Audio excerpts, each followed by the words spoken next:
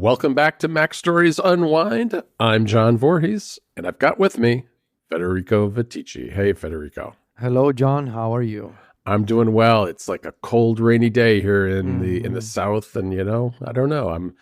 I'm feeling the vibes of both the weather and getting up too early, being a little tired, being on, this being our last of many Zoom calls together today.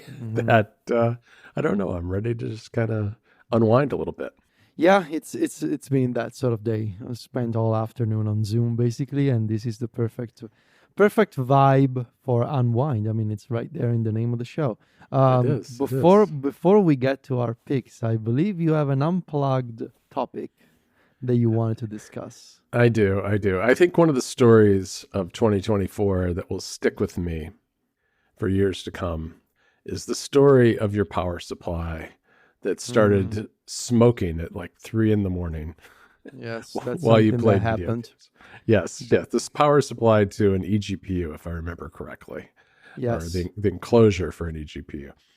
And that story has been in the back of my mind, I suppose, because last week Jennifer was away for a work trip. I was here by myself. And I'll admit I'm probably a little messier when she's not around. Maybe I don't pick up after myself the way I normally do. The bottom line is I had some of my tech gear just kind of lying around, cast about in our living room. Okay. And I went downstairs to do some work one morning. It was the morning, actually, she was coming back. She was flying back. And I knew the MacBook Pro was up on the couch, and it was plugged in to like not a very like heavy duty charger or anything, but it was plugged in to charge up. And I came up and I smelled something bad. Oh no. And I had the immediate, and it was one of those, something's burning, something plastic. And my mind went immediately to electronics. Yeah. And I'd also been doing laundry on the third floor. So I didn't know what the problem was. I didn't see any smoke. I came up from the first floor where my office is, the second floor where the living room is. And I didn't see any smoke, but I definitely smelled more smell there. And so I went up to the laundry room on the third floor first, because I thought maybe something had happened to the dryer or whatever it was, the motor in it or something. And as I got up to the third floor, I was like, oh, it doesn't smell up here as much. So I thought, okay, well, it's something downstairs. And I thought, so then my mind immediately raced to the laptop sitting on the couch, because I thought that perhaps that, or maybe I had plugged in something else, or a battery, something had happened with the battery and it was melting, and maybe the couch was on fire. Okay. And so I rushed downstairs, and it turns out it wasn't that either. Thank goodness. It was not that at all, but it was that our dishwasher, we had taken some of the parts out of the center of it where the water squirts out from, the water line to wash the dishes. We'd taken them out and cleaned them, because there's like filters in there and things that get dirty over time. And we'd cleaned them all out, and then Jennifer had put them all back. And it looked like when she did it, she'd put them in place properly. Turns out she hadn't, that you have to put them in and then you had to turn them like 90 degrees to lock them in place. And what had happened was that I had turned on the dishwasher, and the pieces all kind of just like flew around inside the dishwasher because they were loose. Oh no. Right. And they spin. And so they come out of place. And when it got to and I didn't make any weird noise or anything, so I didn't notice. It just kept doing its thing. And then when it got to the drying cycle at the end of the washing process, these plastic pieces had fallen over and they'd landed on the heating element that does the drying. And apparently that heating element gets really, really hot, because it had melted one piece partially, and another piece was like embedded on the heating element. Like it had literally melted onto the heating element, like maybe 2 centimeters or so.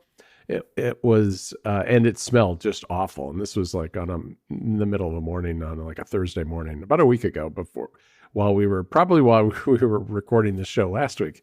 And so, obviously. It was already off. There wasn't anything bad happening anymore, but I got the pieces out of there so they would stop melting on the heating element, which was still warm, and opened all the windows. And eventually the house aired out and didn't smell like burning plastic anymore. And believe it or not, the happy ending is, despite some damage to these parts, they still work. I put them in properly, and they've been washing dishes perfectly fine. The parts that melted were not the parts that were either they're not exactly precision parts is really what it comes down to. Like one of the parts was the part where the water squirts out, but it squirts out the opposite end of this part from the one that melted partially, and the other part was just one that held that part in place, and neither one of them was that badly damaged, so I just kind of put it back together and it was totally fine.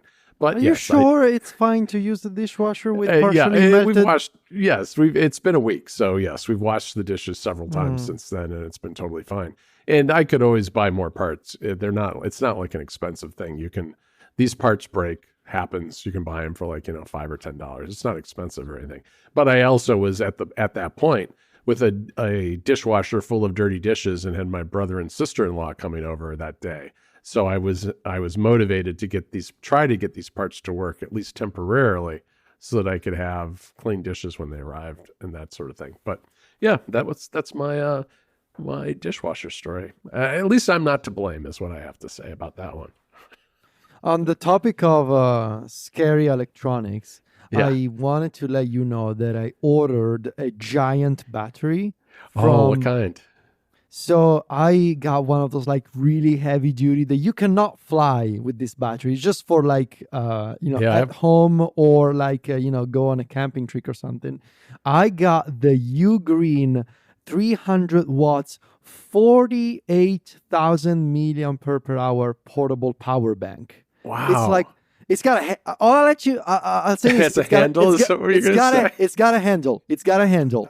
You gotta carry this thing around with a handle. However, I ordered this like 10 days ago, Yeah. and I didn't get any shipping notifications. So I got in touch with Ugreen. I ordered directly from the Ugreen website. Yep. And they let me know today that, sorry to tell you, that for the power bank, we are still confirming the appropriate packaging materials and logistics channels with the warehouse staff. They don't have a box for it? Like, That's weird. Is that what it means? It seems like. Well, it sounds like one, because it's a battery, they have to pack it a certain way for it to be safe. But you would have thought that they would have had that figured out in advance, especially since I assume that the rules for that kind of stuff is probably the same for the entirety of the EU. So if they're selling to anybody in the EU, you would think that they would know how to do it. That's weird. Yeah. But the reason I got it is that I've realized, with Sylvia, that we often like to stay on the couch and she's using her MacBook, or maybe I'm using the iPad, or maybe like I'm playing with the Legion Go connected to the eGPU in the living room.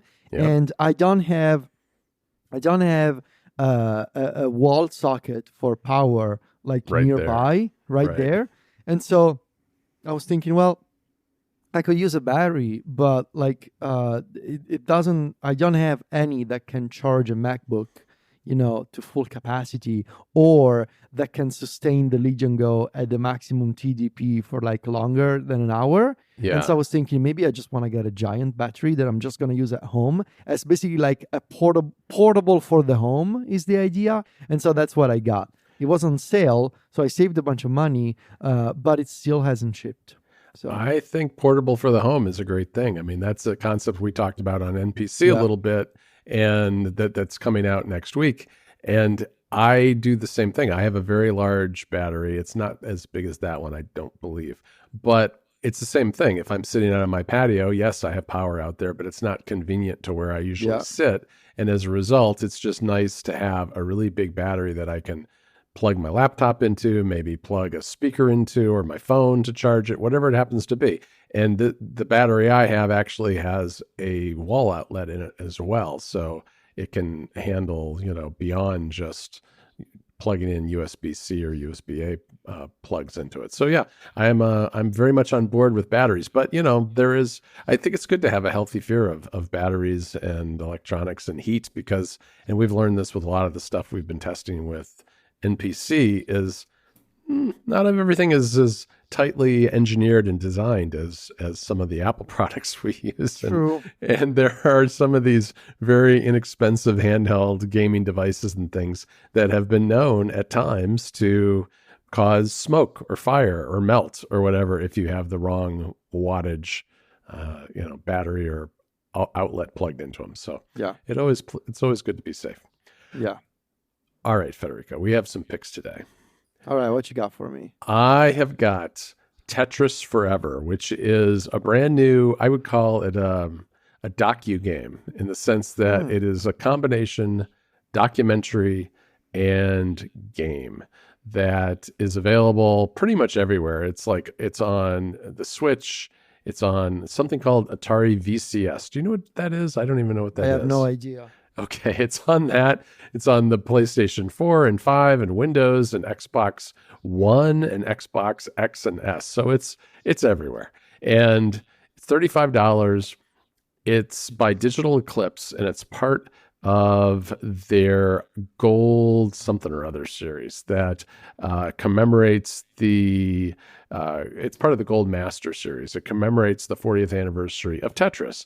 And what you do is you open up the game, and it's a timeline. They did this similar thing with Atari, the history of Atari at some point as well. And they've also done the game Karateka. I remember that. Yeah. Yeah. And so this one is all about Tetris, and it starts at the beginning, telling this story of the game and how it was developed in Russia, in Moscow. And it has a lot of photos that you can read about and zoom in on. It has interviews with the developer who created it and all the various people who are involved in it over the years. And then it's got the games. They've been recreated to play like they did on their original systems. And, we're talking about a game that goes back 40 years. So it's an 80s era game. And the original version of Tetris, the blocks were not graphics. They were text because they were for a text-based computer system. So they used the square brackets on, one facing right, one facing left to create a block. And that's what you maneuvered around on the screen. And in this particular version, this Tetris Forever, you've got 15 different versions of Tetris, starting with this very original one. I've played that. I've also played the MS-DOS version, which was kind of wild to play. That used to play off of a floppy disk. And then they've got versions like the one that debuted on the Game Boy, which is where I think that's where Tetris really, really took off because it became a portable game at that point for the very first time. But it's got those versions as well as a bunch of different versions that have been on various systems over the years, and one brand new one called Tetris Time Warp, where when you clear a row or clear a certain number of rows, I haven't played it yet, so I'm not entirely sure, you are transported from the present to an old version of the game. So your layout, whatever the blocks happen to be on the game area at the time that you're transported, changes into whatever the version is from like sometime in the 90s or sometime in the 80s, which I think is kind of a cool idea because it's a way to both play a new version of the game, but also familiarize yourself a little bit with some of the classic versions from the past. And I just love this kind of game because it kind of scratches that itch of, I always have had an interest in history, and it combines that with my interest in video games and technology, and in a way that it's just a really easy comfort food kind of way that goes down really easy, where you can just kind of sit down. I've been playing on my Legion Go using the Windows version available on Steam, and just walk through it little by little. Like last night I did the first couple of chapters, and that amounted to 2 games and a bunch of documentary footage, which I think all in, it's like 90 minutes worth of documentary footage. Okay. So very good game. Highly recommend it. As I said, it's $35. Also, for a bonus pick, I would say watch the movie Tetris, which was a movie on Apple TV Plus, where they turned the history of Tetris into a kind of thriller, which, they definitely took liberties with the historical facts surrounding Tetris and how it launched. But it's a fun movie, and a lot of it is fairly true. It's just been dramatized a bit. So that was a fun watch, which I might have mentioned on the show a year or so ago. Nice. I just got a quick pick. Speaking of comfort food, I also mentioned this in the next episode of NPC, but I wanted to mention it here since I'm going to be playing a bunch this weekend. It's Call of Duty Black Ops 6, and specifically the single player campaign. Okay. Now, I'm not a Call of Duty person. It's not my cup of tea, as they would say. I'm not the type of person who purchases the new Call of Duty every year. But I heard plenty of good things about the main campaign, like the offline single player campaign, enough to be interested in like just playing something easy. And the description that a bunch of podcasts and reviews were painting of this game was that it was like an action movie, like a Mission Impossible style, like just a very easy blockbuster spy story, and that's basically what it is. And what makes this fascinating, so I don't exactly have any background of previous Black Ops games. I know that there are some returning characters, but essentially you are a CIA operative on this mission to uncover this secret organization called Pantheon. And this Pantheon seemed to be at least partially comprised of other CIA agents sort of gone rogue. And they are, in theory, based at least on what I've seen so far in the story, they are working on this really dangerous, like super secret weapon that you need to uncover what it is and why Pantheon. Why, first of all, like, are there really any CIA people involved in Pantheon? And also, why is Pantheon working with other local criminal organizations all around the world? And what makes this fun? I mean, obviously, the shooting in the game, like, it feels really good. It feels really fun. And of course, like, it comes with the territory. I mean, Activision has been refining this formula year after year. And so even when the updates on the, whether it's Black Ops 6 or Modern Warfare, like, year after year, they refine the mechanics, they refine the formula, and they really got it down almost to a science at this point. So shooting and moving around and having feedback based on the different gun that you're using, like, it feels really good. And I've been playing on my PS5 Pro, and it looks really nice. It looks great at my desk with the monitor.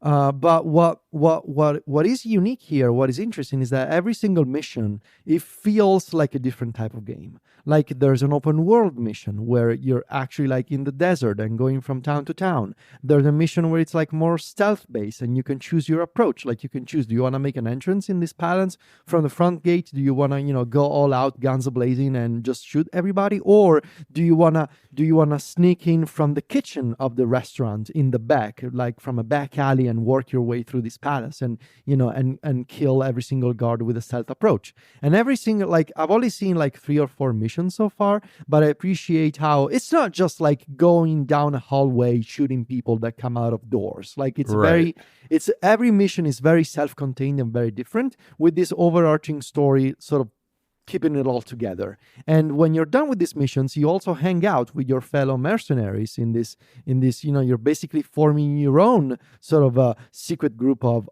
CIA agents, sort of trying to understand what is actually going on between the CIA and Pantheon. And you have this base, this mansion, this like chalet, somewhere in Bulgaria, I believe, called the Rook. And this chalet is like incredibly detailed. It's like it's basically where these mercenaries have their downtime and where they plan out their next missions. And so you actually get to hang out with them.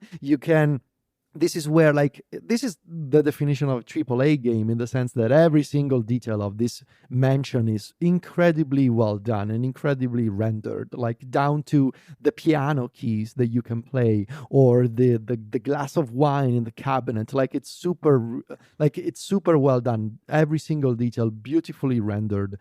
And this is where you can also unlock your skill tree, and you can purchase upgrades with the money that you find in each mission. You can talk to each of your companions. You can understand more of the story, and it provides like a really nice like off time from the missions, where you can sort of just chill for a few minutes, understand more of the story, upgrade your character and your skills, and then go off to the next mission. So it's a very It's a comfort food type of game. It's a very easy, silly, bombastic story, and it's a nice break from playing a JRPG or a more intense, more focused type of game. So yeah, Yeah. Call of Duty Black Ops 6, the campaign is good. That sounds really good. I always wonder about those games because I always feel like they're more designed for the multiplayer online Yeah. experience, and sometimes the single player isn't that great. And it sounds like this is an exception to that and quite good. I should mention, too, that I did start Dragon Age Veilguard last weekend. And boy, does that Oh, game nice. look amazing. It's nice. And this was part of the story at the beginning, is that I wondered whether I had lit the couch on fire because I had the eGPU plugged into the Legion Go sitting next to the couch. And it wasn't just the MacBook Pro, now that I remember it, but yeah, that was part of it as well, because I was playing on that. And I will leave everybody with one last thing, which is we're, trying to point out some good deals on the Apple TV and the Apple's store on the Apple TV every now and then. And Top Gun Maverick, the more, the most recent of the Top Gun movies, is on sale for $4.99 to buy or $3.99 to rent. So I'll put a link in the show notes. That's a great movie, and I think there aren't a lot of movies that I buy these days, but one big blockbusters that are visual experience like that, I do like to buy once in a while. And so I think I'm going to pick this one up myself. All right. All right, Federico, that's it for this week's episode of MacStories Unwind. You can find us at MacStories.net. Federico is on Mastodon. Just go to Viticci.MacStories.net to follow him there. I'm there too. Just go to JohnVorhees.MacStories.net. And we are on Threads and Instagram. Federico is at Viticci. That's VITICCI. And I'm at John Voorhees. JOHNVOORHEES. Talk to you next week, Federico. Ciao, John.